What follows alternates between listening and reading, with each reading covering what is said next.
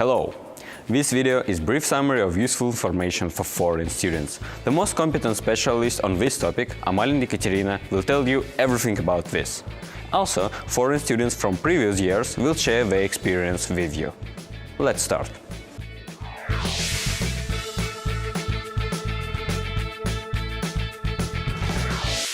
The first thing that the foreign student have to do coming to Innopolis is to go to 319 office and bring with him passport and the migration card. Why? There is the rule that the migration service told us that in 3 days each foreign student and each foreigner has to be registered in the migration service. In other way, we will have a big penalty. That is why each time when the foreigner crosses the border of the Russian Federation, the student has to come to office and bring with him the migration card. So each foreign student has to have the medical insurance. We also help to get this insurance. At first we send students information about the insurance companies and the types of insurance, and also with this information we send special online form where students can select the interesting type of insurance for them. About the insurance, there could be different types of insurance. The basic one can help students to have the medical help in different emergency cases, but only in that situation. In other cases, it is better for students to choose the insurance type that has the expanded services. In average, the cost of the lowest type of insurance is 2,500, 3,000 rubles. Yeah, I think that's it. Dear students, let me explain you one of the procedures you need to pass. This is the procedure of receiving invitation letter. The invitation letter is one of the main documents for you to receive the Russian visa and will help you to get it. And first of all, you need to proceed these following steps. First, you need to make sure that your passport will be expired no less than 1.5 years since the date of your arrival in Russia. That is the main thing you need to check. Then, if everything is fine with your passport, you need to translate it in Russian and send us the scanned copy of your translation.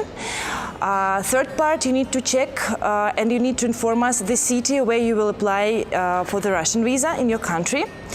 And that's it. You send us all the information and we apply for the invitation letter. That's quite a long procedure. It takes about 21 working days. And as soon as it will be ready, we will send you the scanned copy of the invitation letter. And the good thing that this invitation letter will be sent directly to the embassy. So what you will need to do, you will need to prepare all the documents that is required by your country.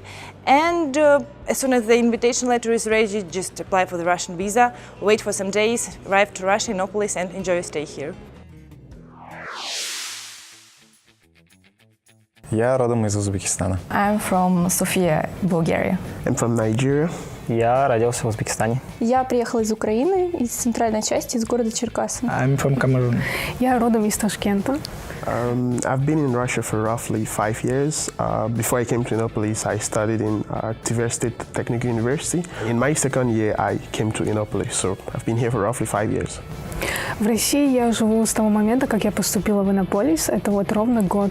In Russia, this is my 4th year. 2 года, которые я здесь учусь, я, собственно, живу в России. Я свою степень бакалавра получала в Лондонском Вестминстерском университете. И я случайно услышала про Иннополис по новостям Первого канала и очень захотелось сюда поступить, попробовать. Я даже не думала, что я смогу поступить. Это эпицентр информационных технологий. Я очень хотела быть частью этого. It was the only choice because I was already studying in a university back then, and a friend of mine told me about Innopolis. So at first I came here as a tourist because I was not pretty sure that they would take me. So I came and I was lucky.